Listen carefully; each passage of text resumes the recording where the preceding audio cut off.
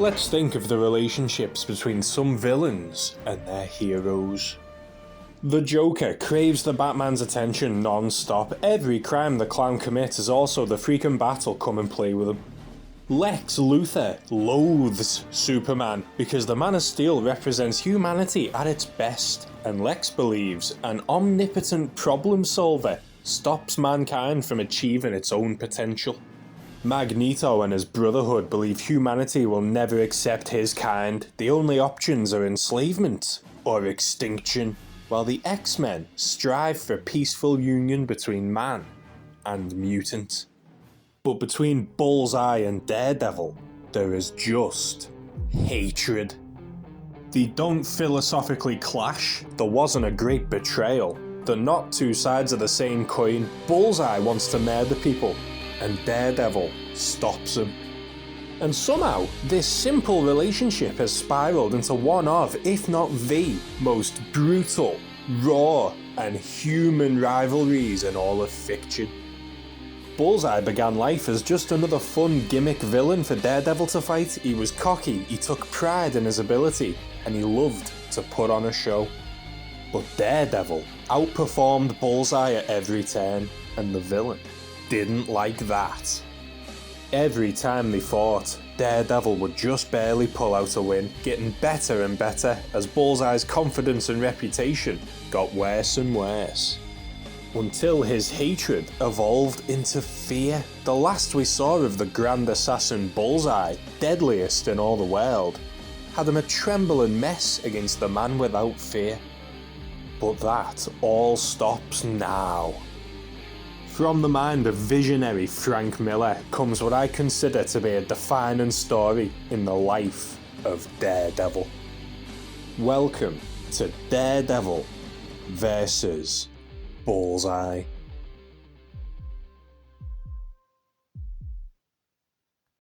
Daredevil issue 169. His name is Bullseye, and he'll keep killing them until they're all dead.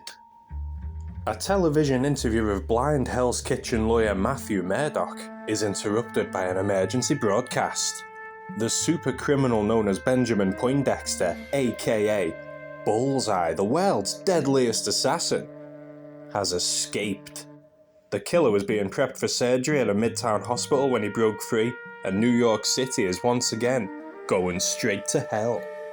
Unless its guardian devil can save it. Daredevil, the man without fear, surveys the chaos, hoping to find a lead to his old nemesis. But while Daredevil can't find Bullseye, all Bullseye can find is Daredevil. The Christmas-busy Times Square is chock full of his horn-headed horror. New York City is a sea of scarlet satans. Bullseye's terrified. His head sears with a strange pain. He can't live like this. And neither should they. The only thing on this ace assassin's mind is killing Daredevil, no matter how many Daredevils there are. His killing spree begins, and he's got no shortage of targets. The winter chill hits Bullseye as his burning headache subsides. The devils are dead, for now anyway, but they'll be back. He needs to face them as his true self. He needs his costume. One dead tailor later, the unmissable madman returns, but the pain in his head, it's unbearable. It's all Daredevil's fault. Time to finally give Daredevil his last rites. Speak of the devil, our horn-headed hero learns the cause of his enemy's escape from the doctors and Dex's police handlers, who seem happy to let Daredevil help. Bullseye was hospitalized because of a large tumor in his brain that's slowly killing him. It caused his breakdown at Coney Island, causes his extremely painful headaches, and it causes him to see everyone as Daredevil. No one is safe in Bullseye's eyes. Everyone is a target. Poindexter's plan to lie low in a movie theatre is spoiled when those damn devils find him again. Innocents end up on the cutting room floor, but the cinema had better turn on audio description. Here comes Daredevil, the man without fear. Right before Bullseye drops the final curtain on his innocent victims, his true enemy steals the scene. DD begs Bullseye to just come quietly. The killer's not well, and despite their history, Daredevil wants to help him. It's one thing losing to your superhero nemesis, but imagine if he actually saved your life. That would be so shameful, unforgivable. Daredevil is dead set on saving the assassin, but Bullseye won't be rescued without a fight. This hero fights like a man possessed, so Bullseye's only prayer is to take 2 hostages. Either Daredevil dies, or the old couple does. So of course, being the man he is, Daredevil takes the hit. Has Bullseye done it? Not yet, pal. Bullseye didn't have time to check the corpse thanks to the police. He could only run away with his hostages, but the discovery of a prescription throat lozenge gives the hero a lead. A man who needs medicated throat sweets in the custody of a killer who smokes like a chimney. Not exactly a match made in heaven, but it could be the answer to Daredevil's prayers anyway. One hostage coughs up a storm at the assassin's hideaway, his hostage's own home apartment. New York City is an assault on the senses, so young Matthew Murdock's only hope for survival was to learn to tune out all the hissing building pipes, the rattling subway rails, the swooshing matador capes. Daredevil focuses on what he wants to hear, and not a second too late. Another blistering headache splits Bullseye's skull, and one of his future victims almost ends the killer now, but not everyone's as bloodthirsty as Benjamin Poindexter. They don't have the balls, fearing Bullseye's retaliation. Joke's on them though, they're dead anyway. The ungrateful assassin won't give him another chance to take him down, but they won't need one. Here comes Daredevil. Daredevil is the man without fear, but Bullseye can make no such claims. The real deal is too strong. Dex can only scramble away. But the devil's hot on his heels, hunting the killer into the subway, where an orchestra of straining metal deafens the super-sensing superhero. His radar sends a garbled mess. Daredevil is fighting blind. Bullseye gets a second wind, manhandling the hero and preparing to exorcise his demon once and for all. But Bullseye's knocking has let the devil in. DD doesn't need to radar sense his enemy's location if he can feel them around his throat. Dex's hot breath on his neck is all the sensing Red needs to hit home and hit hard, leaving the assassin out cold on the subway line rails. A train approaches, and Daredevil gets a delightfully devilish idea. He could just leave Bullseye here to die, to be crushed by the train, his lifelong killing spree ended in one final splash of blood. He can't do it. Daredevil's a man of God. He believes in redemption. Everyone, even Bullseye, deserves a chance to try again. Bullseye's operation is a success. The killer will live. But for the dishonor of having his life saved by his mortal enemy, Daredevil must die. A single issue later, Daredevil 170, and he's already at it again. The tumor got all the blame for the crimes of the psycho sharpshooter. Benjamin Poindexter is a free man, but his services are anything but. Fresh out of prison, Bullseye's already got another client. Meanwhile, the criminal underworld grows weary of its kingpin, Wilson Fisk. They think Big Willie's lost his edge since renewing his love for his wife, Vanessa. So some rather ambitious goons abduct Nessa while she's getting legal advice from Nelson and Murdock, of course involving Daredevil in the inter-gang betrayal. Only now, Bullseye's been hired to checkmate the Kingpin. Using Vanessa as bait, Dex is set to cause Fisk some royal pain. But again, Daredevil, champion of the people, stands in his way. Daredevil saved Bullseye's life, so he feels responsible for all of his enemies' sins. At least someone does, because Bullseye doesn't give a shit. Tumor or no tumor, the man is what he is. A psychopath. Murder is his joy, and killing Daredevil is his dream. And now he's back at his peak. That dream might just become reality. Daredevil goes out the window, barely surviving thanks to a passing garbage truck, but the whole city's gonna be in trouble when the plot to assassinate the Kingpin kicks off. To get his wife back, Fisk will tear his empire and his city to shreds. Wilson Fisk is an outlaw, quick on the draw, but even the Kingpin will have to give the devil his due. The rebels hold all the cards, and yet they still speak of Kingpin in hushed tones. Their fear doesn't put confidence in Dex. He starts to think maybe he's on the wrong team here. Tasked with sending the crime lord a message, he ponders a cheeky change of sides. Matt Murdock, meanwhile, goes undercover as Shades to get a closer look at the criminal conspiracy, but Fisk isn't in a very trusting mood. Why did he say his name was Shades? This should have been the return of Mike Murdock. Kingpin almost makes the holy man even holier, but some impressive moves get the king a new sword in his organisation. Just in time, because Bullseye's message to Fisk appears in the form of a dying man with a challenge. Meet the kidnappers tomorrow night at a construction site, and come alone. Matt seethes of the fresh kill while Kingpin is furious over his wife's endangerment. His lackey, Lynch, implies Fisk could rule the mobs again and almost gets crushed for it. Fisk is out of the game, he just wants his wife, but Lynch can see how the mighty have fallen, softened by love. Eventually, Kingpin catches on to Shades' deception when his newest lackey breaks into the Kingpin's personal record vault. But instead of an overly ambitious underling, Fisk instead finds a man without fear. He would have to be a daredevil to dare challenge the Kingpin. Tubby takes Double D down hard, but there are bigger fish to fry. Fisk makes the meeting at the construction site, and in exchange for the safety of Vanessa, all the kidnappers want are Fisk's personal, illegal business records, so that they can take control of the New York crime scene. A small price to pay for his beloved, but he doesn't know he's in the sights of Bullseye. But you should always bet on white. Fisk deploys a sneaky sonic weapon within his briefcase to non-lethally disable his enemies and make his wife proud. But not everyone loves the new soft willy. A shadowed man pulls his trigger. A rocket blows down the skeleton of the building, entombing Vanessa Fisk in ash, flame, and steel. Wilson is furious.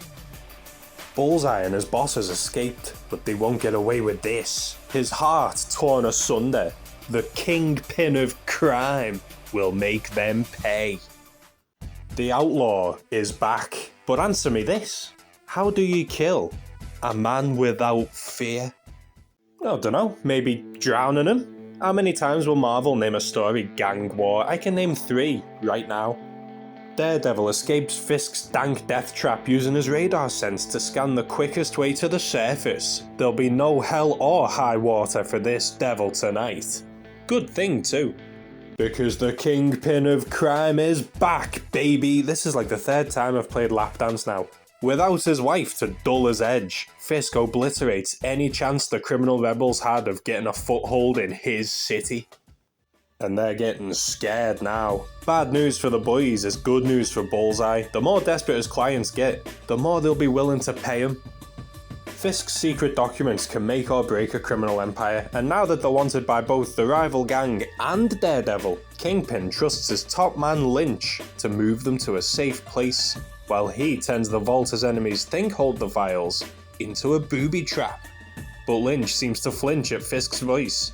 Kingpin doesn't like failures, so let's hope this goes Ah shit, it's the frickin' devil! Double D grabs the goods and huffs it out of there. Now our hero holds enough evidence to prosecute all these gangster scumbags. Right? Wrong, mate, because Frisky Fisky outwitted the devil himself. The files were never anywhere near Lynch, and it's not only the heroes who the Kingpin outwits. Bullseye and his bosses fall for Fisk's trap, almost getting crushed by a planned cave-in. The Master Assassin has had it up to here with these thick thugs. No payday is worth putting up with these mugs who put the angst in gangster. And lucky for Dex, a better offer walks through the door. Wilson Fisk himself. Dirty talk again. Kingpin has checkmated these mobster mugs and is now ready to return to his rightful place at the head of the table. But now Fisk's walked into a room full of people who want him dead. Why would Fisk put himself in this position? Because now that Fisk's foes have been vanquished, he's more valuable to Bullseye not as a victim, but as a boss. We finally have the Kingpin Bullseye partnership we've been waiting for, and Daredevil will never see them coming. Just to wrap up the Kingpin side of the plot, Fisk has known all along it was his own right-hand man, Lynch, who murdered his dear Vanessa in hopes it would bring Fisk back to his violent ways. Lynch gets exactly what he wanted, and what he deserves. The Kingpin holds a conference of criminals to make them aware he is once again their master, but when the lights are suddenly cut, Bullseye smells the devil. He knows the heroes come for him once again. It's time for the assassin to once again face his demon. But this isn't just hero versus villain, this is man versus monster. The lights jump back on. Daredevil wants Bullseye to see him coming. Bullseye has wounded Daredevil, not through bullet nor blade, but by spitting on the gift the vigilante gave him. Daredevil saved this killer's life, gave him another chance to try and be better, but the killer just kept on killing. That hurt Daredevil, and now he's gonna share that hurt with Bullseye. It's time to let out that primal scream. How cool is this fight scene, dude? Daredevil catches Bullseye's throwing stars with his billy club and dives right in. This dude is hardcore. The two even swap weapons at one point, but Daredevil disarms them both back to raw fists. They're gonna do this one like men. It all comes down to these two psychos choking each other on the floor. No super backflips, no throwing cars at each other, just two men who want each other dead. But the difference is, Daredevil can rise above his hatred, and that just might be why he wins. Even Wilson Fisk encourages a killing blow, but Daredevil won't. He can't. He isn't God. He can't judge who lives and who dies. Daredevil takes his nemesis to the police, but while the heroes impress the Kingpin, Bullseye's been nothing but a disappointment to him. Daredevil issue 181, a turning point in the life of Matthew Murdock. Bullseye needs to kill Daredevil. In saving his enemy's life on that subway track, the man without fear humiliated the assassin. To a man with no regard for life, owing every breath he takes to his worst enemy makes his blood boil. And then, defeating Bullseye at the peak of his power, showing him up in front of the ultimate criminal mastermind, ruined his reputation forever. But maybe it can be salvaged if he gives his side of the story. Tom Snide, TV host, offers Dex an interview, but Bullseye refuses. There's only one thing on his mind nowadays: pain. Both Daredevil's and his own, because suddenly the brain tumour headaches are back in force. His police escort, Harry, laughs at the state of the world's deadliest assassin as he pops him his painkillers, but Bullseye swears he'll murder him one day. But we've heard that before, haven't we? Bullseye's all washed up. And he's not the only killer on the cell block. Frank Castle visits Poindexter to laugh at him. He knows Bullseye's waiting for Kingpin to bust him free, but he'll be waiting a long time, because Fisk's already had him replaced. Bullseye's on his own, but he doesn't have to be. Bullseye agrees to appear on the Tom Snide show, and at the pre-interview meeting we get a glimpse into the mind of this maniac. Benjamin Poindexter is just an alias, a name he uses now and then. He has no legal name, but his real name, his true self, absolutely is Bullseye. Another headache suddenly splits Bullseye's skull, and Officer Harry hands off another painkiller, but pain is temporary, while killing is eternal. Bullseye spits the pill right into a copper's eye, stunning the guard long enough for our assassin to steal his gun. Taking Tom Snide hostage, Bullseye now holds all the cards, and before he begins his breakout, he keeps his promise to Officer Harry, pinging one between his eyes.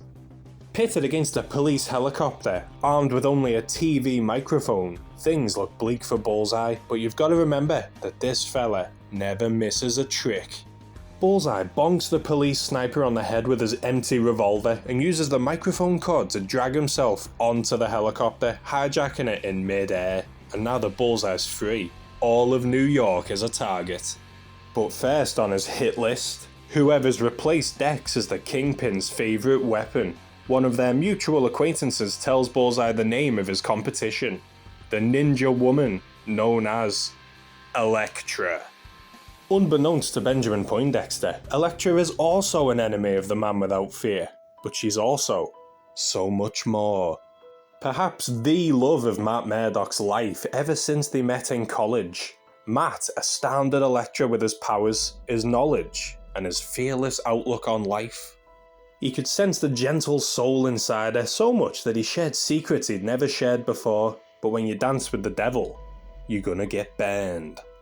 Tragic events scar the beautiful heart of Elektra.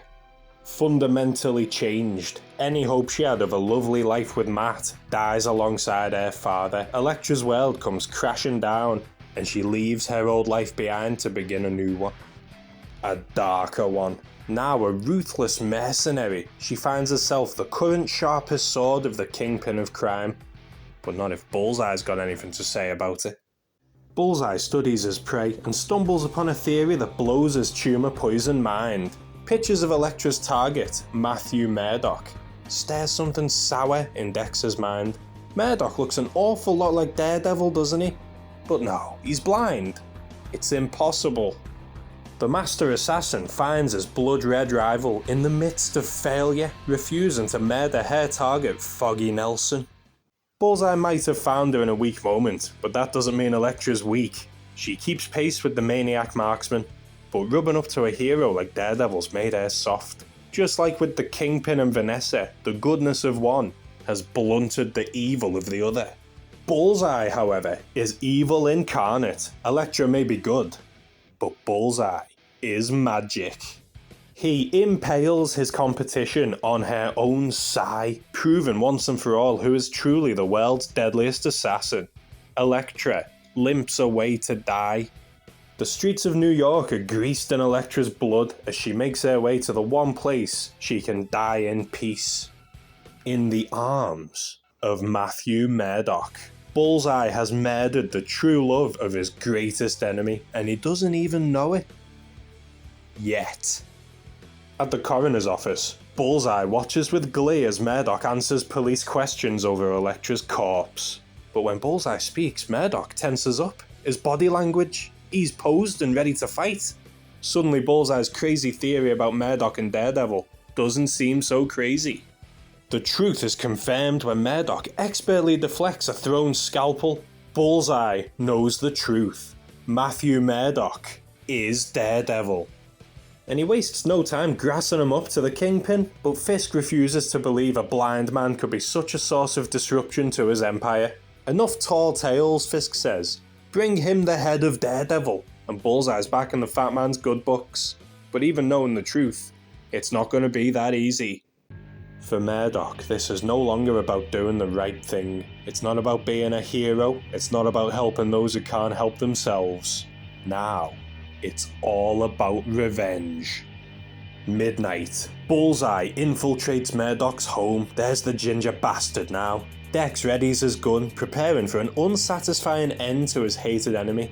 But then, Daredevil, the man without mercy, has Bullseye in his crosshairs. The Murdock Dex aimed at was a fake, but he doesn't know that. DD's secret identity is safe, but the man himself's in extreme danger as Bullseye gets desperate. Bullseye planned this kill to hurt. He uses Elektra's size against Daredevil, the weapons of his murdered love. Absolute scumbag. No words are exchanged, no words do the situation justice, just two men, burning with hatred, dueling for their lives, staring into the abyss. But Bullseye is the first to blink. Daredevil holds Bullseye between life and death. The horn-headed hero had once justified not killing Bullseye, because when you take another's life into your hands, you are rejecting the law. He's not God. He's not the law. He's not a murderer. But now, Matthew Murdock, man of God, believer of redemption, hero, drops Bullseye to his death.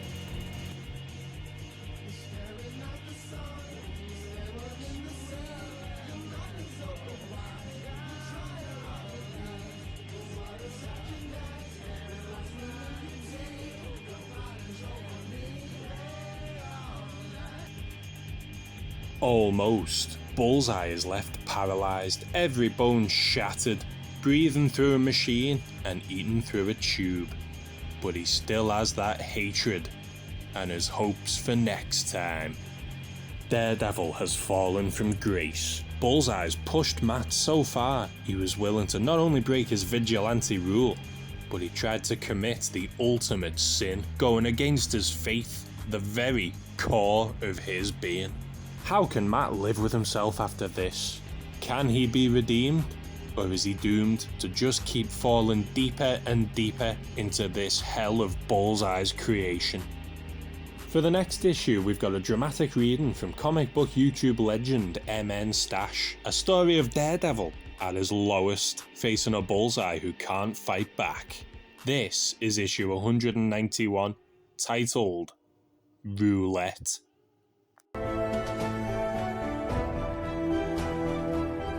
This is a .38 caliber revolver, manufactured in Hartford, Connecticut.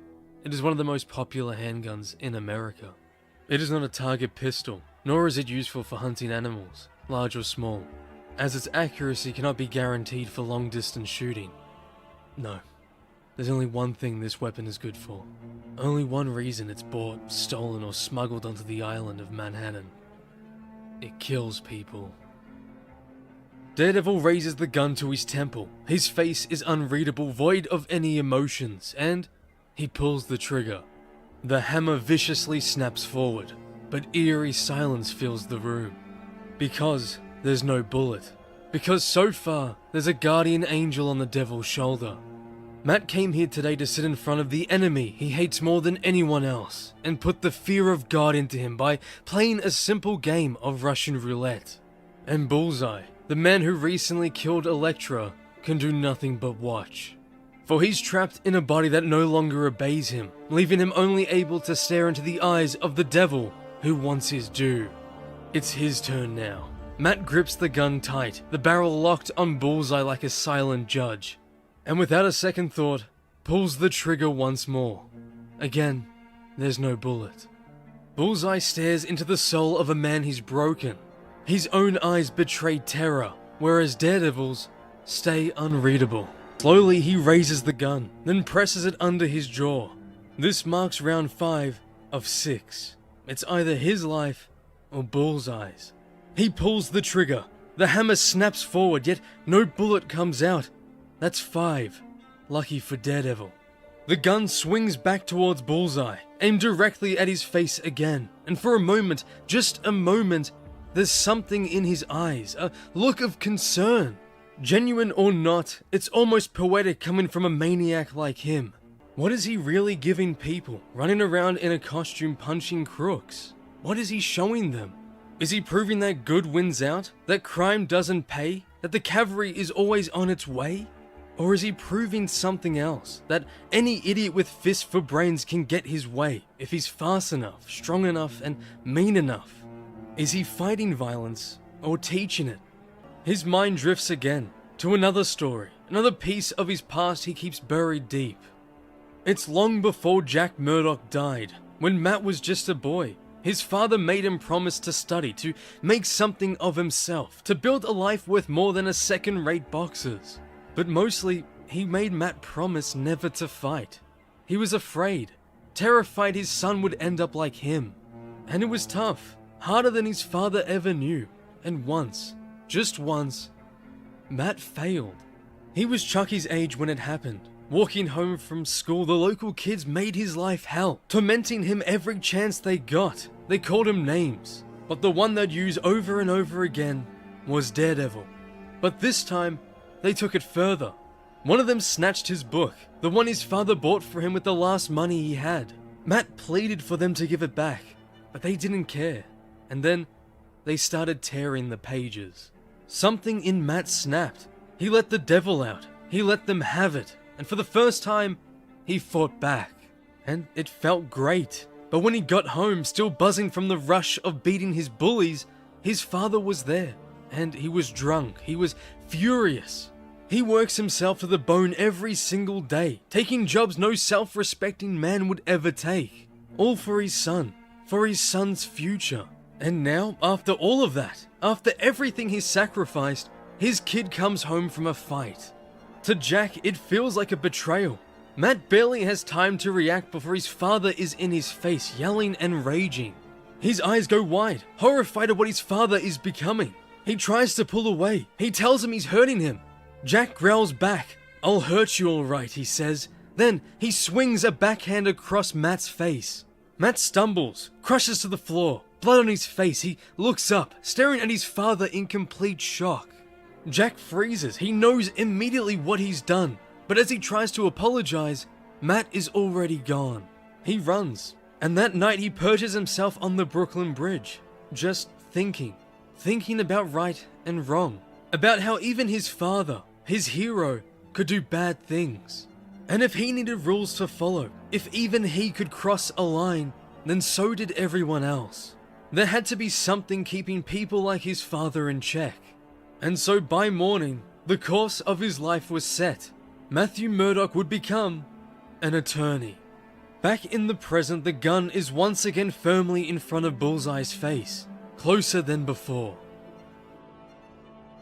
And I guess that's what it all comes down to, Bullseye. When I fight you, and beat you, and know deep down in my heart that I'm right in what I do. When I hate you and your kind so fiercely I could cry. When I can see that you are black and evil and have no right to live. When at long last I've got you set squarely in my sights, and I smell your fear. And it is sweet to smell. When it comes down to that one final, fatal act of ending you.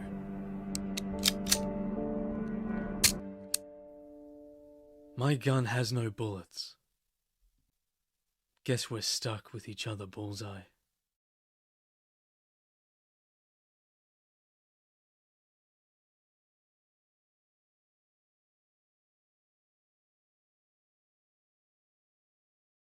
Daredevil is broken. He's not only lost the love of his life, but he's lost himself. He's struggling with failing to be the man God wants him to be, the man his father wanted him to be. He's fallen, but there's always the chance of redemption. Issues 196 to 199 has the blood feud take a spine-chilling turn. Hey look, they've screwed up Wolverine's claws. They're coming out from under like Spider-Man's webs. What a dumb thing to mess up. A bomb goes off in the hospital, and an unlikely character is already on the scene. Wolverine, the non-mutant superhero. Best there is at what he does, and what he's doing now is trying to stop a kidnapping. The abduction of Bullseye. But the kidnapper's high-caliber guns blow the X-Man away long enough for them to abscond with the assassin. When Logan heals back up, he finds a new friend waiting for him. Daredevil obviously has been keeping a close ear on Bullseye, and his enemy's abductions got him nervous. But what's Wolverine's stake in this? Those kidnappers were sent by a Japanese syndicate that may or may not have ties with Logan's adamantium skeleton, so in the interest of justice, these two heroes become partners in crime. Logan's list of sidekicks now include Kitty Pryde, Jubilee, and Daredevil. Welcome to the X-Men, Matt Murdock. Hope you survive the experience. The mastermind behind the Bullseye-busting bandits, Lord Darkwind, meets with the kingpin of crime to discuss a mutually beneficial arrangement. Darkwind wants to fix Fisk's broken assassin, believing that in Japan they can reconstruct his spine, and the kingpin thinks he's got nothing to lose. Darkwind wants Bullseye all better so Dex can train the Yakuza in the ways of the perfect kill. In a technique known only to his people, they'll replace Bullseye's bones with metal, ensuring he'll never be broken again.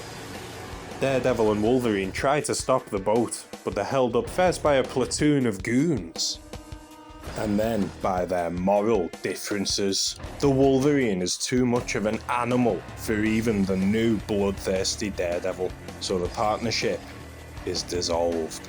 Not even the oceans can stop this hatred. Daredevil follows his foe to the land of the rising sun, praying he can stop his return. But Murdock is too slow. The treatment goes ahead and is a spectacular success. The maniac marksman is back. Bullseye speaks. Bullseye moves. Bullseye hates. In fact, these two seem to despise each other so much, their hatred has formed a psychic bond. Mirroring Matt's superpowers, Bullseye can sense when his red rival is near. But they don't throw down just yet. Dex hasn't lost his touch, he's deadlier than ever, and he's also that same scumbag we've come to know and loathe. He has zero interest in working for Darkwind. Bullseye's already got what he wanted. He rows himself back to the States while Daredevil cleans up in Japan. And now, finally, we're on to the big one. Daredevil issue 200. The return of Bullseye. Last time, Daredevil nearly killed him, but the only soul lost was Matt Murdock's. But now, the devil comes calling. Bullseye is back. The Kingpin isn't very impressed though. And he won't be until Bullseye accomplishes the one thing he's never managed to do: murder Daredevil. And using his new mental link to the bloodthirsty vigilante, Dex will be more than happy to give the devil his due. And he's picked a good time to try, because while Darkwind didn't manage to kill our hero, he did bust Matt's arm up pretty bad. Could a broken wing on our fallen angel slow him down enough for Bullseye to finally hit his target? Matthew's ex-girlfriend, the Black Widow, believes so. She begs Matt to heal first, then tackle the deranged Deadeye. But Matt, suddenly furious, refuses to wait any longer. Bullseye's got away with his crimes long enough. He's killed enough. Daredevil intends to finish their feud for good this time. Bullseye is gonna pay, even if it costs the soul of Matthew Murdock. Daredevil's favourite punching bag, Turk, messes himself and reveals Bullseye's latest hideout courtesy of the Kingpin. The St. James Arena, an old, decrepit stadium. The Vigilante arrives, still dead set on murdering his nemesis. But this desolate arena holds more than danger for Daredevil. It holds a memory. As a boy, Matt was here to watch his father make some money in a different game than usual, under the costumed persona of the Red Devil. Battle and Jack Murdock was wrestling, a sport he felt no love for. Jack had put on a costume and disgraced himself because he needed the money.